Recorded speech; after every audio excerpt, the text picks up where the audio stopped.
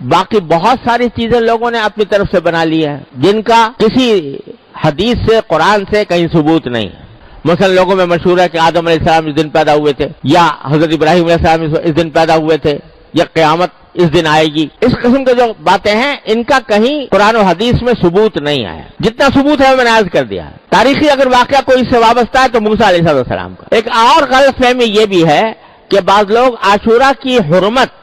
اور اس کی عظمت اس وجہ سے سمجھتے ہیں کہ اس دن میں حضرت حسین رضی اللہ تعالیٰ عنہ کی شہادت واقع ہوئی۔ اس میں کوئی شک نہیں کہ حضرت حسین رضی اللہ تعالیٰ عنہ کی شہادت بڑا ہی المناک واقعہ ہے ہماری تاریخ کا، لیکن عاشورہ کی حرمت اس کی وجہ سے نہیں۔ حرمت تو میں نے عرض کیا پہلے سے چلی آ رہی ہے، ابراہیم علیہ السلام کے وقت سے چلی آ رہی ہے، بلکہ حضرت حسین رضی اللہ تعالیٰ عنہ کی فضیلت میں ایک فضیلت یہ بھی ہے کہ ان کی شہادت اللہ تبارک و تعالیٰ نے مقدر فرمائی عاشورہ کے دن، تو یہ ان کی فضیلت ہے، لیکن اس کی وجہ سے محرم کے اندر کوئی فضیلت عائد نہیں ہوتی۔ اور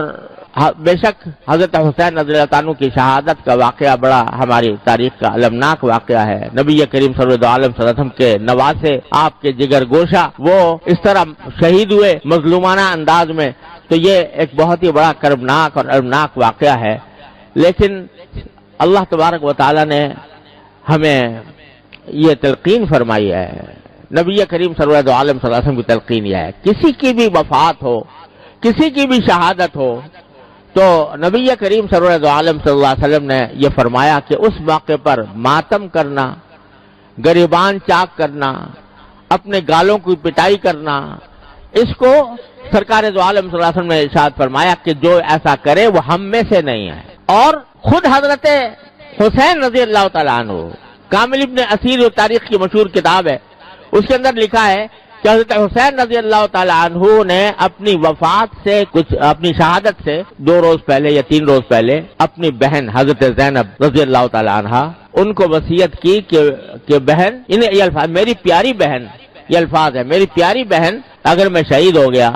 تو میرے اوپر نہ گریبان چاک کرنا، نہ اپنے گالوں کو مارنا، اور نہ اپنے کپڑے پھاڑنا۔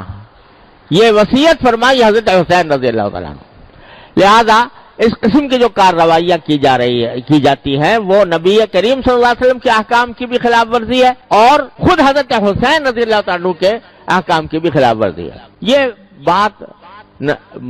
مناسب اور نصیحت کے انداز میں ان لوگوں سے کہہ دینی چاہیے کہ جو یہ کام کرتے ہیں۔ لیکن یہ بھی ساتھ میں عرض کر دوں کہ بندے کا کام یہ ہے کہ وہ حق کی بات حق طریقے سے، حق نیت سے اور نصیحت کے انداز میں، شفقت اور محبت کے انداز میں پہنچا دے اس شخص کو جو غلط راستے پر ہے۔ لیکن پھر اس کی ذمہ داری ہے کہ وہ حق کو اختیار کرتا ہے یا باطل کو اختیار کرتا ہے۔ انسان کو اس بات کا مکلف نہیں کیا گیا کہ وہ زبردستی دوسرے کو اپنی بات منوائے۔ قرآن کریم کی وہ آیت جو میں نے پچھلے جمعہ میں پڑھی تھی، نبی کریم سرور عالم صلی اللہ علیہ وسلم سے اللہ تبارک و تعالی نے خطاب کر کے فرمایا لست علیہم بمسیطر فذکر انما انت مذکر، نصیحت ضرور کرتے رہیے، آپ نصیحت کرنے والے ہیں، لست علیہم بمسیطر، لیکن آپ ان کے اوپر داروغہ بنا کر نہیں بھیجے گئے کہ زبردستی ان کو ہدایت کے راستے پر لائیں۔ جب کافروں کے بارے میں نبی کریم صلی اللہ علیہ وسلم کو یہ ہدایت دی گئی ہے تو اگر کوئی غلط راستے پر ہے مسلمان، اسلام کا دعویٰ کرنے والے، ان کو بھی محبت پیار سے بے شک سمجھا دو، لیکن کوئی آدمی داروغہ نہیں بنایا گیا کہ زبردستی اس کو مجبور کرے کہ نہیں تم میری بات مانو اور اپنی بات چھوڑو۔ لہذا یہ جو ہمارے معاشرے کے اندر یہ ایک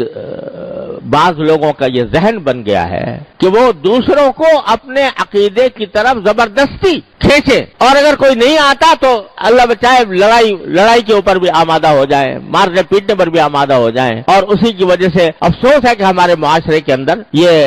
قتل و غارت گری کا بھی بازار، خاص طور سے محرم کا جب مہینہ آتا ہے تو اس کے اندر لوگ سہمے ہوئے ہوتے ہیں کہ پتہ نہیں کیا ہو جائے گا، اور ایک دوسرے کے اوپر لڑنے مرنے کے لیے تیار ہو جاتے ہیں اور دوسروں کے خون بہانے کے لیے تیار ہو جاتے ہیں۔ ارے یہ تو وہ مہینہ ہے کہ جس کے بارے میں نے شروع میں بتایا کہ کافر لوگ بھی، لڑائی اگر ہو رہی ہوتی تھی محرم کا مہینہ کے اندر، لڑائی ان کے نزدیک بھی حرام تھی۔ کافر لوگ وہ لڑائی کو اور کشت و خون کو، خون ریزی کو ناجائز سمجھتے تھے۔ اب اگر مسلمان اس محرم کے اندر ایک دوسرے کے گلے کاٹے، ایک دوسرے کے اوپر حملہ آور ہو، یہ بڑا زبردست عیب ہے جو اس قوم کے اوپر لگ رہا ہے۔ اس سے خود بھی بچنے کی ضرورت ہے اور دوسروں کو بھی بچانے کی فکر چاہیے کہ اس مہینے کے اندر کوئی لڑائی جھگڑا نہ ہو۔ حق بات کہنا ہر مسلمان کا حق ہے اور وہ دوسرے تک حق بات پہنچائے پیغمبرانہ طریقے سے۔ پیغمبروں کا طریقہ یہ نہیں ہوتا کہ وہ دوسرے کو گالیاں دے کر دوسروں کے اوپر حملہ آور ہو کر اپنی بات منوائیں۔ پیغمبروں کا طریقہ وہ ہے جو اللہ تعالی نے حضرت موسیٰ علیہ السلام کو سکھایا کہ تم فرعون کے سامنے جا رہے ہو تو قولا لہو قولا لینا، فرعون کے سامنے بھی نرم بات کرنا۔ اب اندازہ لگائیے فرعون سے بڑا گمراہ کون ہو سکتا ہے؟ لیکن اللہ تبارک و تعالیٰ نے حضرت موسیٰ علیہ السلام کو تلقین فرمائی کہ ان سے نرم بات کرنا، لعلہ یتذکر و یخشی، ہو سکتا ہے وہ بات مان لے، ہو سکتا ہے اللہ کا ڈر اس کے دل میں پیدا ہو جائے۔